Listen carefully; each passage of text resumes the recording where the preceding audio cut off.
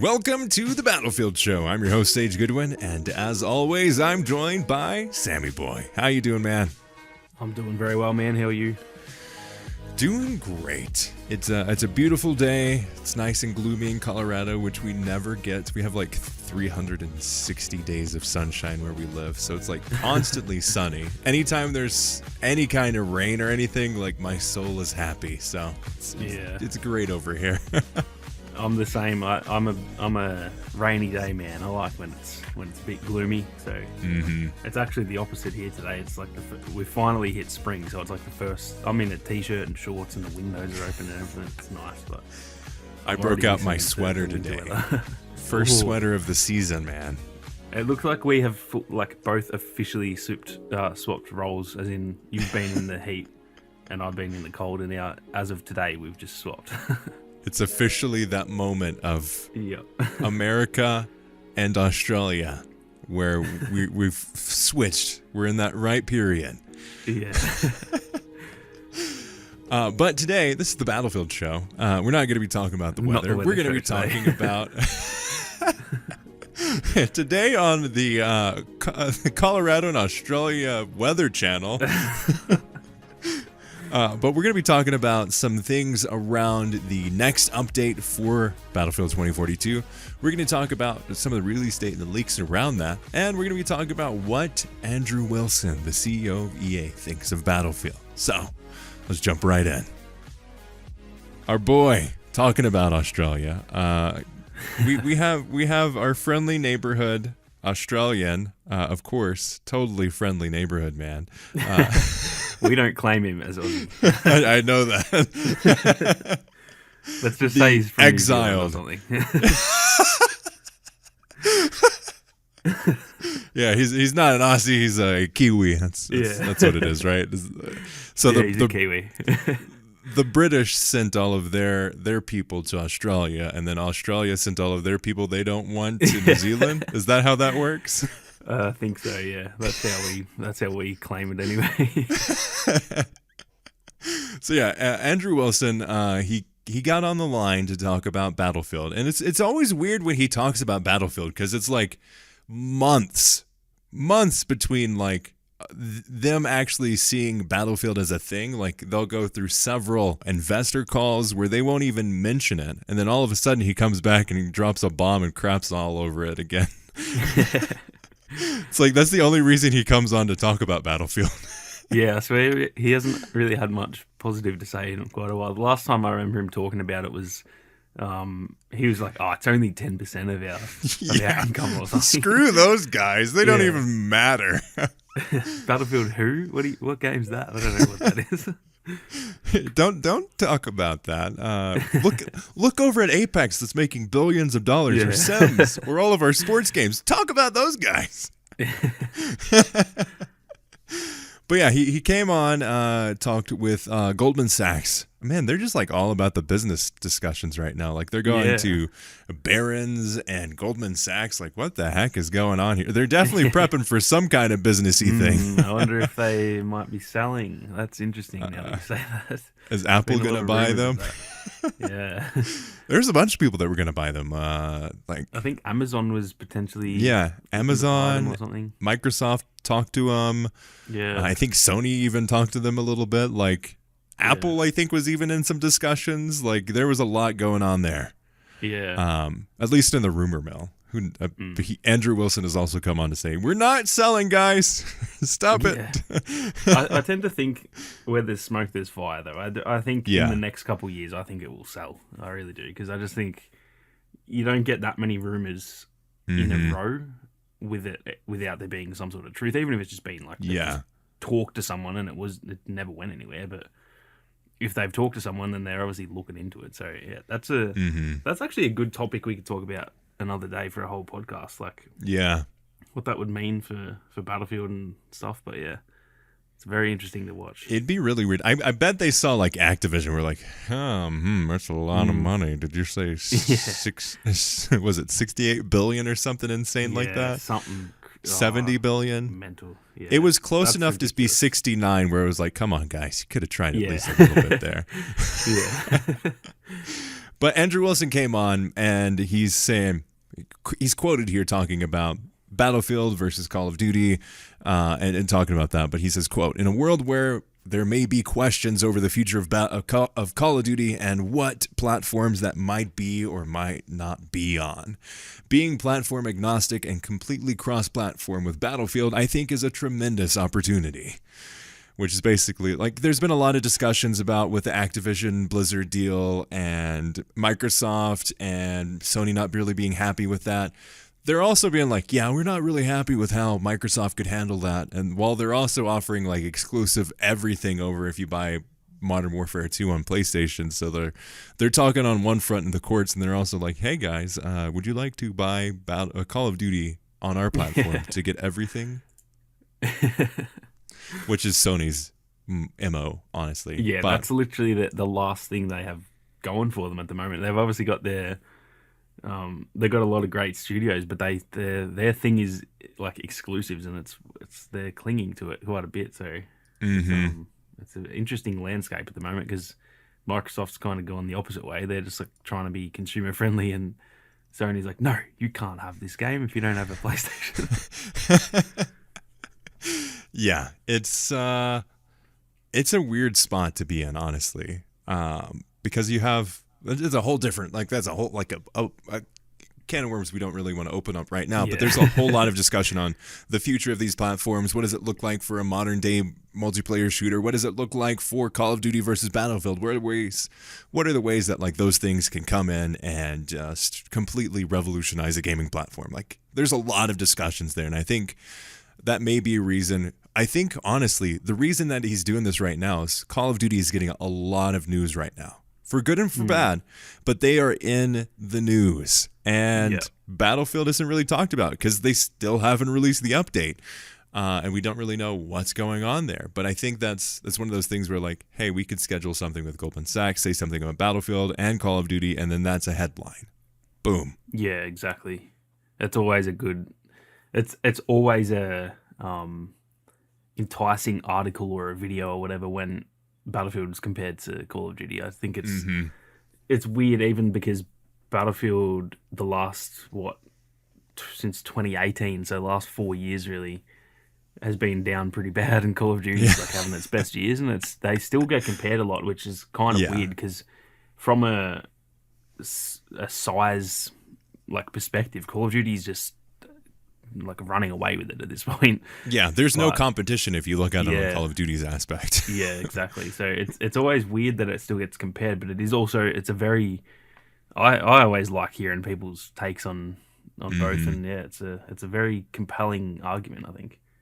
Oh yeah, and this is what he says in terms of Battlefield. Quote, "I don't think we've delivered in the last 2 iterations of that in the way that we should have. There's a lot of work we've got to do there, but at its very core, it's extraordinary IP." Actually, you should probably be reading this, Mr. Kiwi adjacent man. I need your Andrew Wilson impression. I don't want to offend you with my Australian accent. Well, he's started... He is very American in his accent. Yeah, his accent's like one of them weird... The mix of Aussie and American accent is so weird. Like, there's a few people that I know that have a mix of both, and it's such a weird sounding accent. It's like some phrases are exactly English, and then the other ones are just like straight up Australian. It's like, whoa, man, you just hopped out of the dingo pit there. Yeah, it's like... It's like they transition. It's not like an actual mix. It's just like one sentence is Aussie and then the next sentence is American. Yeah. It's so weird. But yeah, he's talking a lot about the IP, and it continues. And what we've seen in the world of entertainment is that great IP is resilient. And we've seen movies, not live up to the expectations of franchises. Star Wars might be one such franchise. And then you can see what happens when you get the right creative team involved and how they can completely reinvent and grow a franchise. And I think that we have an extraordinary creative team involved in Battlefield now. We have unbelievable ambitions to own the first-person shooter space, particularly as it feels to creation. And in a world where there are questions as to the future of Call of Duty and what platforms that might be on and might not be on, platform agnostic and completely cross-platform with Battlefield, I think is a tremendous opportunity. Just straight up going, ham on throwing Star Wars and Battlefield under the bus. Yeah. Hey, buddy, you could have done both of those things if you kept Battlefront going. Yeah. Goodness. But it's super interesting to see his perspective on it because he's true. Like, Battlefield is an incredible IP. It's one of those things that, like, everyone knows Battlefield, but it's not as big as Call of Duty, but it's put on the same level of it. I think it's the only real game that has ever taken it up to Call of Duty in the shooter franchise. Obviously, like, early Halo as well, but the thing with that is it's an exclusive, so only, like, half of people could play it, or less than half with PC. Or I guess PC can play it now, but back in the day they couldn't. And like, a lot of shooters out there have been. I remember Gears of War used to be really popular. That was obviously Xbox only as well. So even though Battlefield's never been as big, I think it is really the only game. Maybe not with like the current battle royales and stuff, like Fortnite and stuff. Fortnite was at one point as big, if not bigger, than Call of Duty, but from a regular multiplayer, yeah, exactly. From a regular, the typical multiplayer type of game, it's the only game that's ever really shown like, oh wow, this game could take it up to Call of Duty, and it never really got there. I think Battlefield 1 was like the closest when that was doing really well, and I think and even that one was dwarfed by the numbers of Call of Duty. Because I think that was the worst Call of Duty like sales in ages. That was the one that was like fully futuristic. It had and it still sold like what, 20 million copies. Yeah, and it absolutely dominated. Like, it was still the highest selling game of the year. So that's kind of what I mean. Like, for us, because I played both, looking at those games at that time, I remember seeing the Battlefield trailer and was like, wow, that game looks so much better than Call of Duty. So it seems really close, but then you see the numbers and you're like, wow, like that was pretty much peak Battlefield in terms of hype, and the lowest point for Call of Duty, and it was still just like not even close. So yeah, it does show the scale of Call of Duty when it at its worst, it still does a lot better than Battlefield at its best. That sounds very inspirational. Yeah. Maybe not for Battlefield, but that seems just like one of those inspirational Instagram posts. Yeah. With like a picture of like the beach in the background in black and white, and it's got like in quotation marks. Yeah, exactly. But it's true, like, what is it? Battlefield 1 sold something like 12 million copies, something like that. Yeah. Like, it was that super successful as far as Battlefield goes, but it still doesn't live to, like you said, the lows of Call of Duty are still massive. Yeah. Because there's a lot of that casual, almost, player base. Like, they're only going to play Call of Duty when it comes out. Yeah. It is that type of game. It's kind of the same as like FIFA, where it's just like it's at the top, and like if you want to play, if you're a fan of soccer or football, wherever you're from, if you want to play a game like that, you just buy FIFA. Like, that's just how it is. So it's kind of the same with Call of Duty. If you want to play a game where you just run around and shoot people and have a bit of fun, that's Call of Duty. Like, you don't even think, if you're a casual, you don't go, I might try Battlefield, because I think Battlefield is the type of game where once you, like, it was the same for me when I started playing games and I was more of a casual player. I just bought Call of Duty, and then when I started really enjoying shooters, I was like, oh, that Battlefield game looks pretty cool. And I think that's kind of like the next step. It's a bit more of a hardcore game where people who play Battlefield, again, there's always casuals, but I do think more people who play Battlefield are like a lot more into it, a lot more focused on that game, rather than, like you said, Call of Duty is just like, you just buy it every year and play it on your weekends. It's just like that really casual game. So, and that's why it does so well, because your dad's going to be playing Call of Duty. Yeah. And not necessarily the case on Battlefield. Maybe. Exactly. But not to the level of like they played it in college or type thing. Yeah. That's I think that's where it's from, is that a lot of people grew up. Like, obviously Battlefield's been around. I think Battlefield's actually been around. It's been around 20 years this year. Yeah, because thinking of the first Call of Duty, I think that was 2003. I could be wrong. So I think Battlefield's actually technically an older franchise, but I don't know what it was about Call of Duty, but it just kind of it blew up quicker, and I think that's the game that a lot of people, you were in college growing up and you played it with your friends and stuff. I think it's got that like nostalgia factor, which the earlier Battlefields, at least for me anyway, they don't really have that as much. It was more when I was fully into gaming, that's when I got into Battlefield. So I think that's why it does so well, and I honestly can't see it ever falling off. It looked like it was gonna when in like 2016, and it never got close to it. And then now with Warzone, and it's just never gonna. It's been the highest selling since I think 2010, so 12 years straight, except for the years that Rockstar released their games. So GTA 5 and Red Dead 2, they outsold Call of Duty. Every other year, the highest selling game every single year is Call of Duty. Like, that's mental when you think about that, because every year, like, as if people don't buy one and then go, I'll miss the next one. That shows how many people play it. Even for me, I didn't buy Vanguard, and it still sold the most. Like, a lot of people take those games off. Yeah, but then a lot of new players get that game. So it's so much bigger than everything else.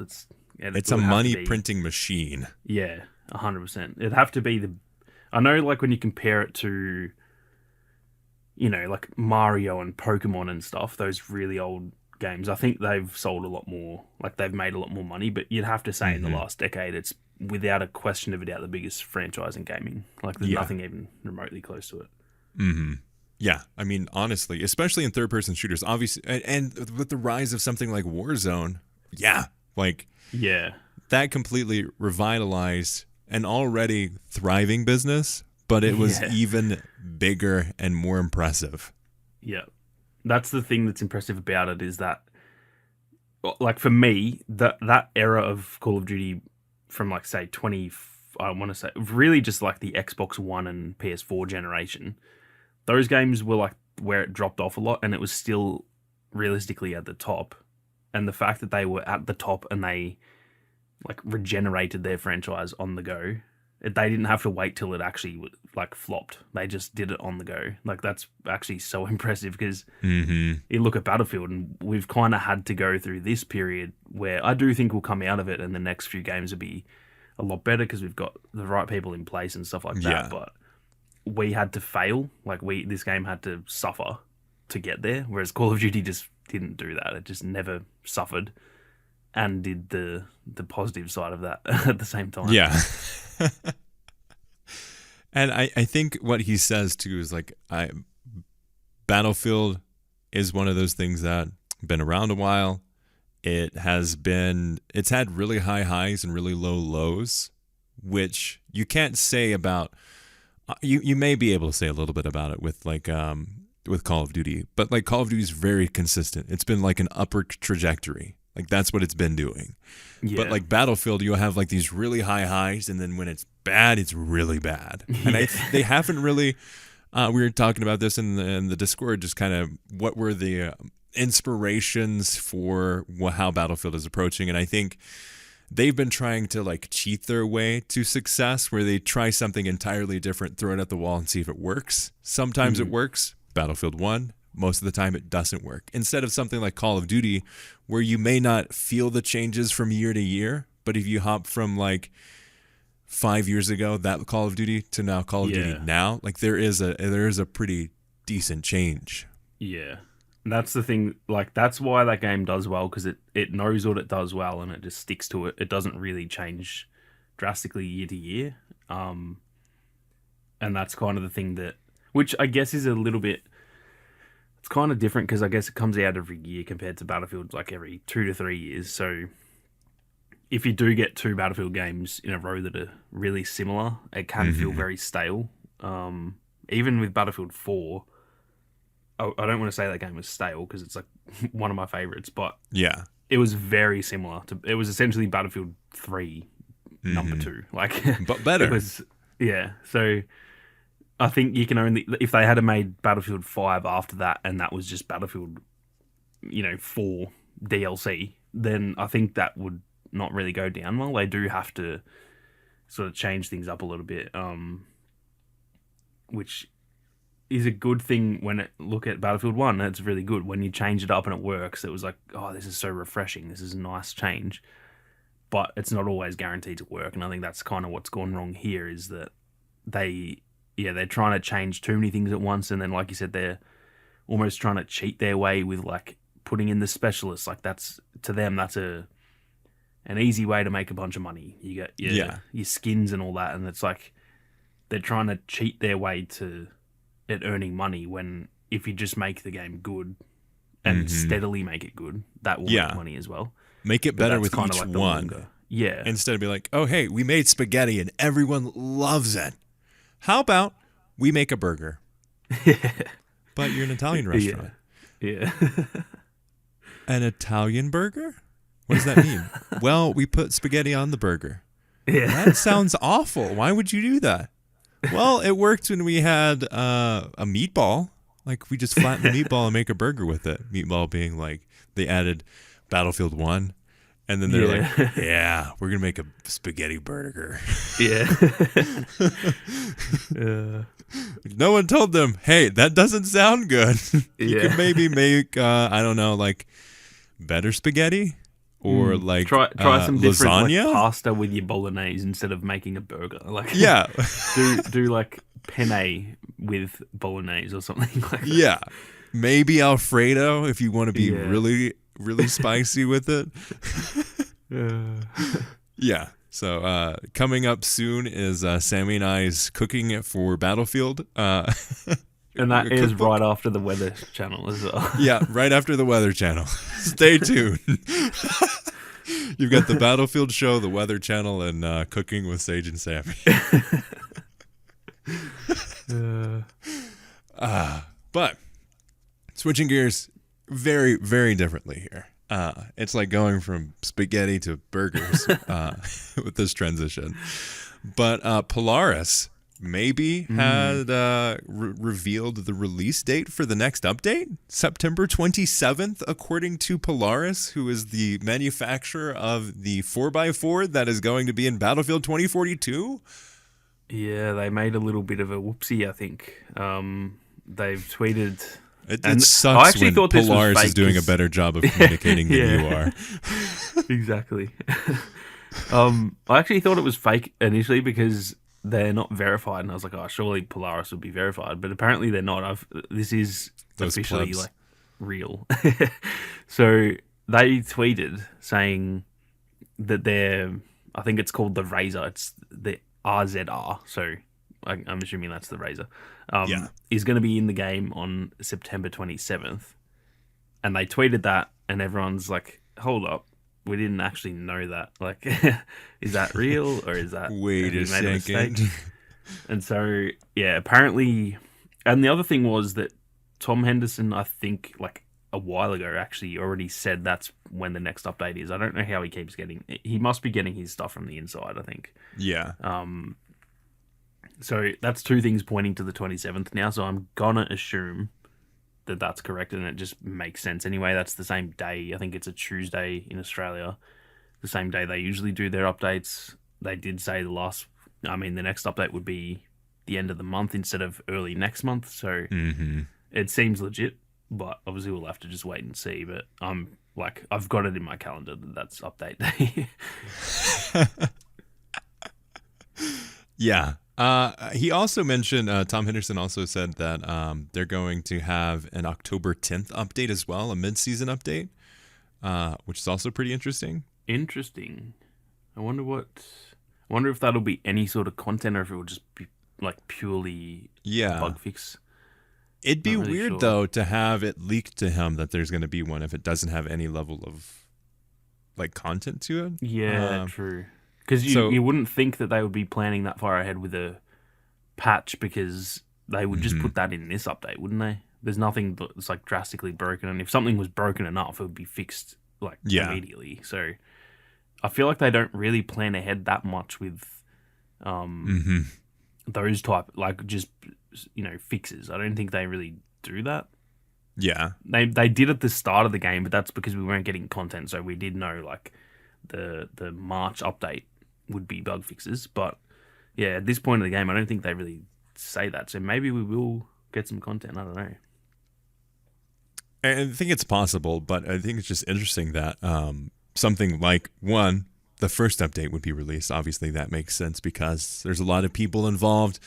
A lot of people like to talk a lot of things. So that makes sense. But like, I don't know DICE to be very, very clear with such things to where the next one is going to be planned out this far in advance. Yeah. And also so close after it. Yeah, what is that? That would be 2 weeks after. So, yeah, that's an odd... I hadn't seen that. That's an odd thing to... Unless he has just got some sort of false information, maybe that's when this update was first meant to be, or maybe, this Polaris stuff and they've now deleted that tweet. Maybe this update has been pushed back to the 10th and we don't know that yet or something. I don't know. But it seems very odd that it would be 2 updates within 2 weeks. And then we'll probably get the update 2.3 or whatever, the final update for the season on what would that be? Like October 27th or something. So, yeah, that's very interesting. Yeah, so that's just me putting on my my tinfoil hat here, but it is interesting to see something like that where we already know, or at least it's rumored, that we may see something like a follow-up update to this so far in advance. Yeah, interesting.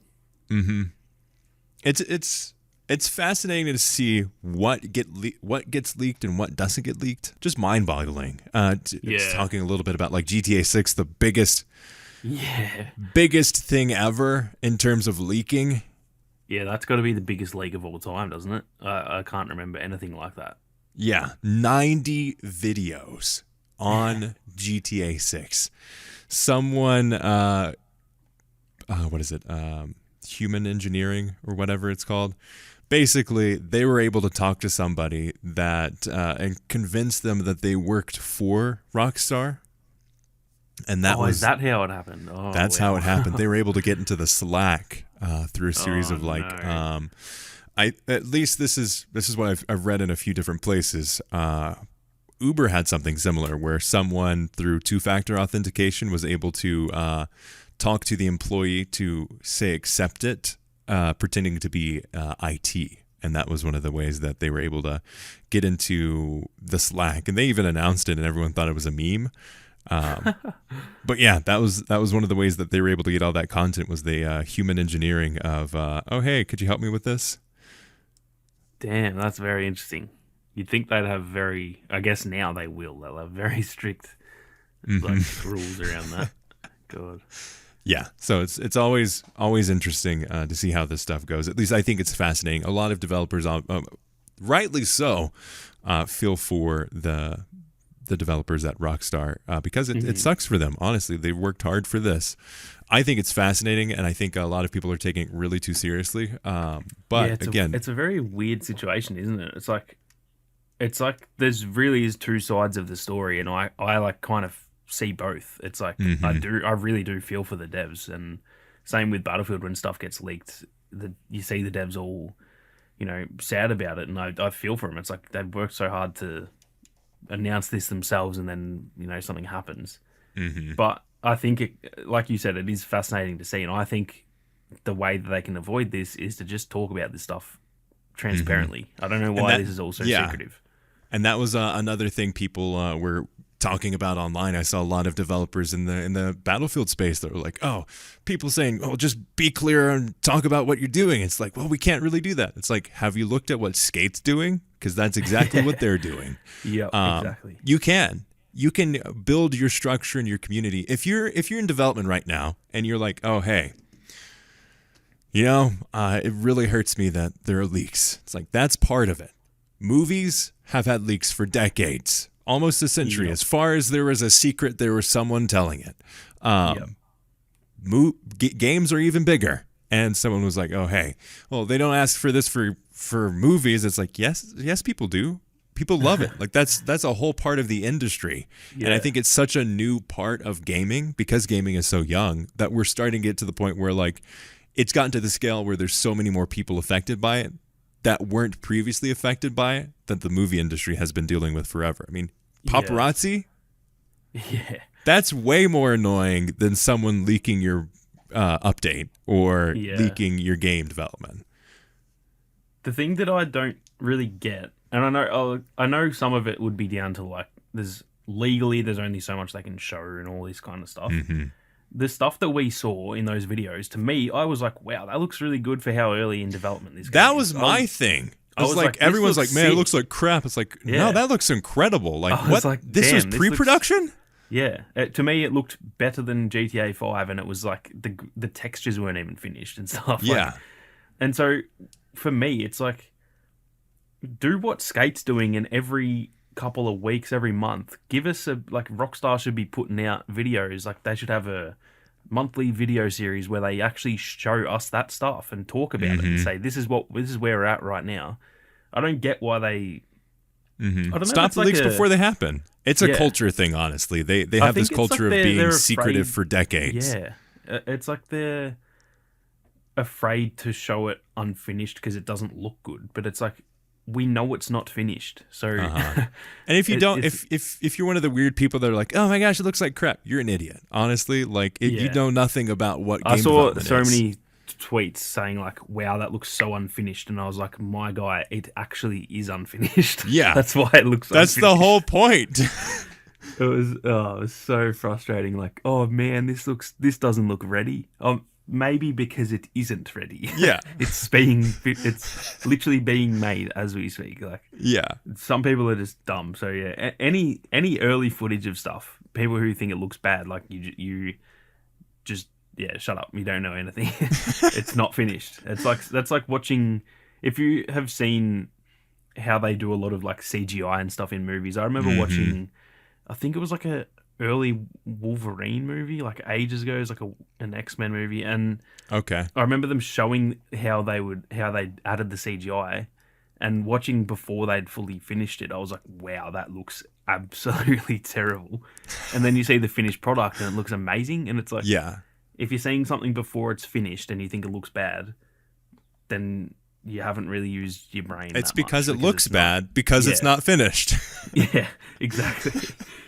It's like if you watch someone build a car and they've just put the wheels on the axles, and they're like, wow, that looks like a car. That's because it's not finished. Man, it doesn't even have wheels. What the heck? That's not even a car. Yeah. How are you meant to drive that? It doesn't even have a steering wheel. Well, maybe because it's not finished yet. So dumb. It's one of those things that like you, we can see both sides of it. Yeah. We can see the developer side of things where it sucks. You worked endlessly, hours upon hours on this thing. And you have this belief in your culture of your company that, man, it stays secret until we have something to say, which is everything that Rockstar is. They don't talk about anything for decades, and then they release a game and it's super popular, and then they continue updating it, and online it makes everything like everyone talks about it. Yeah. And it's a secret. But that's not how modern games work anymore.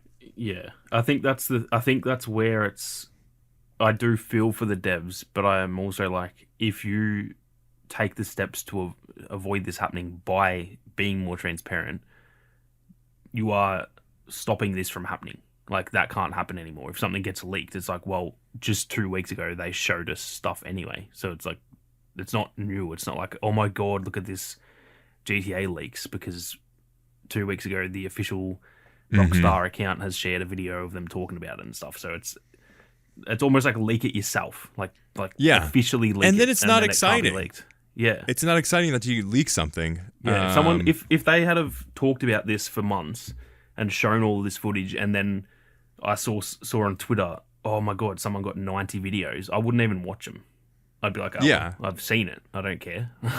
I'll just watch the official ones. So it's kind of the same with, like, imagine like with Battlefield, if I can understand, I do understand there's certain things they can't. For example, I don't know, maybe they really do want to keep the setting of the next Battlefield game, for example, secret.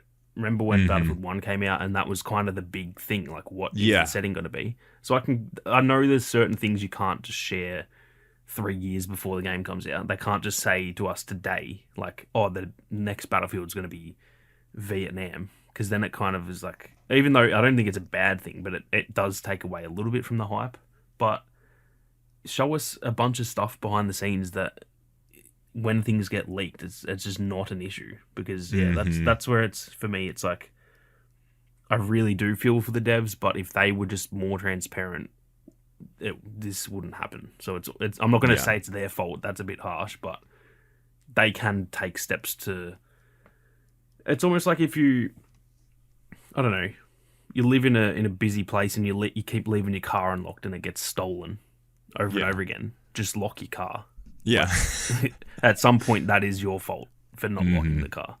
Yeah. So it's kind of that situation. Just show us some stuff. You don't have to show us the 90 videos that this guy has, but just show a little bit of gameplay, even just screenshots and stuff, whatever. And then at that point, when these leaks happen, because they will still always happen, because people will still want to get their 15 minutes of fame. But like I said, in this situation, if they had have been talking about this, I wouldn't have even watched it. I think most people would be the same. They'd be like, oh, why would I watch some low quality version? I'll just watch the official one. Yeah. The more you tighten your grasp, the more star systems fall through it. It is quite the weird time for gaming right now. Like, yeah, what? Definitely. We just had GTA 6 leaked. Battlefield is talking about Call of Duty, and everything's weird. Yep. Like, what? That is a very true statement. It's a very weird time for gaming right now. Very weird. It is fascinating to say the least, and it's a great time to be an observer of gaming. Maybe not so great to be in gaming in terms of like, if you're someone that covers it, it's great because then you get to talk about everything. You get to have these discussions. You get to have all the fun things. If you're in it, you're like constantly fearing that something you're going to get that you're working on is maybe gets leaked before it gets approved, or you may be working on something that is completely not planned, but someone leaks it and then everyone's like, oh my gosh, this feature's coming in the game when it's actually just about to get canned internally. Like there's that side of things too, where it's just like, yeah, this doesn't work for people. Dude, like 2022 is wild. It's been, the last 3 years in a row have just been the most absolutely absurd years ever. Just so many things happening, and it's almost like every day you just go on Twitter and something absolutely mental's going on. It's so true. I just want a day where I go on Twitter and I'm like, damn, it's pretty quiet today. Yeah. It's that one meme where everyone's like fighting, something's on fire, someone walks in the room and they're like, what's going on? Yeah. But yeah, it's crazy. Kind of to finish off this podcast though, you ready for the reworks of the maps? I am. I'm very keen to see how they go, because Kaleidoscope, look, it still isn't my favorite map, but it actually was changed more than I initially thought it was going to be. I'm a little bit skeptical about Renewal, because to me that's the one that I'm not sure they can fix that map, to be honest. The Orbital one looks really good. I'm really keen for that, because that genuinely changes like so many things. That big like concreted area that's like full on, like looks like it's been bombed to hell. Like it's just, there's craters everywhere. There's like tanks. Yes. That one looks really good. And that's the thing with that map. It's already, in my opinion, a pretty decent map. It's not the best map, but it's like, its foundations are good enough that with those changes, I think that will actually make it a solid map. So I'm very keen for that one. As for Renewal, like I'm keen to see it, but not that excited. I'm not thinking like, I don't have hopes that it's going to be good. Yeah, exactly. I'm kind of just like, it'll make it. Honestly, I think that's like a 5 out of 10 map, and it might make it a 5.5 for me. I don't think it's going to do too much. Hope I'm wrong. I hope it really changes it, but it just doesn't. From what we've seen, it doesn't look that different, I guess. Yeah. I think that one's just fundamentally flawed in ways that they can't do it while also keeping the spirit of what they've already done. It would need something entirely different for that one to succeed.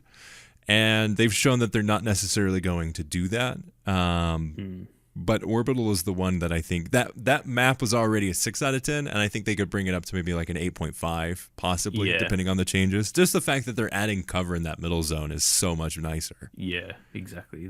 That's the thing with Renewal. It's too flat. I think, look, the wall in the middle is like a cool idea, but I don't think it works that much from a gameplay perspective. If they could like blow the wall up or something and have this huge gap in it or something, and really change the landscape of the map, I think it could work. But I just think that map, for me, it's a bit too flat and boring. It's just kind of like a flat plot of land. It really is that like typical Minecraft where it's just flat and then they've just put a couple of buildings and a wall on it. That's really why I think it isn't good. Orbital's good because there's actual elevation. There's the hill in the middle. There's the tunnel through that. There's a bunch of different types of like ways to play that map, and that's why I think it's a solid map from the start. So I'm kind of also keen to just get Renewal out of the way, because then after, we'll get Orbital, and then I'm pretty keen to see what they do with the other maps. If they're going to do all 7, I think Renewal's the one that's really unsavable. I'm keen to see like Breakaway, if they were to redo that. That could be that could turn into a decent map. Discarded maybe is kind of like Renewal. I think that maybe is just too flat and boring. It's just a boat in the middle and the shells of some other boats. Like that's all that map is. Yeah. But yeah, I'm as weird as it sounds. I'm keen to get Renewal so that it's out of the way, because I just kind of don't care about it. If that makes sense. Yep, exactly. It's one of those things. It's like, yeah, get it done because it needs it, but also probably not going to be great. Get out of the way so we can see Orbital. Yeah, exactly. Yeah, I think it's going to be interesting to see what directions they take these map reworks and to see how well they actually affect everything. It could be good, could be bad. It's good that they're actively working on it. They're also getting experience for future maps that they work on, what works, what doesn't work, the feedback on the actual like heat graphs that they have on where people are on the map, how that affects things, where do people die. So I think that's all good things and good information that they'll have that they can use for future stuff. Yeah, exactly. That I hope they do use for future stuff. Yeah. That's kind of the common theme with this whole game in general for me, is it's like, yeah, it's a little bit rough that we've kind of had to like endure this game. It's just been pretty rough from the start, but I do think with an inexperienced team like they themselves have kind of said, a lot of people have moved on. It's a good learning experience, this game. I think a lot of them they'll pick a lot of stuff from this game that they didn't, that it didn't go well, and then say with these reworks they might then find out on the fly what does work well when they're adding it in, or they might change the Renewal map and it still sucks, and they go, okay, we did this stuff and that still didn't work, so we have to do something else for future maps. So yeah, I think it's all, in a weird way, like this whole game, as negative as it has been, it could really be a positive for the franchise too, because they've now got the right people in place, and the learnings they've taken from this game, that's gonna, assuming they keep a lot of these devs for like 5 to 10 years, and we kind of get back to what Battlefield 3 and 4 were, where that's the stage they were at. They'd been there for a decade. Yeah. This could be their practice. Yeah, this will teach them faster than if they made this game and it was pretty good from the start, because then they don't learn that much. They kind of go, oh yeah, that worked, so we'll just do it again. But I think you learn a lot more in failure than you do success. So yeah, I think, it sounds really weird, and it probably sounds like I'm just being like a EA shill saying like, oh, go team. But I do think that this game in a weird way is like a positive for the franchise. It just sucks that we have to like go through a couple of years to come out the other side, I guess. We're the guinea pigs in this. Yeah. Definitely looking forward to it. Like we said, September 27th is the rumored date. They did tell us that it would be coming out before the end of the month. So we'll see what that actually means. Does it mean the 27th, or does it mean September 30th at 11:59 p.m.? Or does it just mean October and they just don't care what they said? Yeah. I mean, with the specialist stuff, they didn't really care about it coming in the next couple weeks. Yeah. Couple meaning like 6 months. Yep, exactly. They should have said a couple of 3 months. You'll find a couple of 3 months, couple of months, possibly a year, maybe even 2. We'll see. They won't actually get changed until the next game. Yeah, maybe the next game we'll put classes. Yeah. We'll get to it eventually, guys. If we keep on like telling you we're working on it and we don't ever actually release it, do you guys really care? You're still playing the game. But yeah, I think with that, though, thank you all so much for listening to this episode of The Battlefield Show. We greatly appreciate you all listening and your support. If you'd like to hear more about Battlefield, check out Sammy's channel, Sammy Boy, with, 3 eyes? It is 3 eyes, yes. There we go. I got it this time. Sammy Boy. That's it. That's the official pronunciation. Yeah, check out his channel for more coverage on there, and Sammy Boy Star Wars for all of his stuff on Star Wars. You can check out Uplink Podcast for the video version of the show if you'd like to watch some gameplay on what we're talking about today. And we'd love it for you to leave us a review on iTunes, Apple Podcasts, or Spotify. And be sure to subscribe completely free wherever you listen to podcasts, and click those notifications if you're on YouTube. We'd like to thank Ethan Clark for the beautiful thumbnail, all of you for listening, and we'll see you on the battlefield.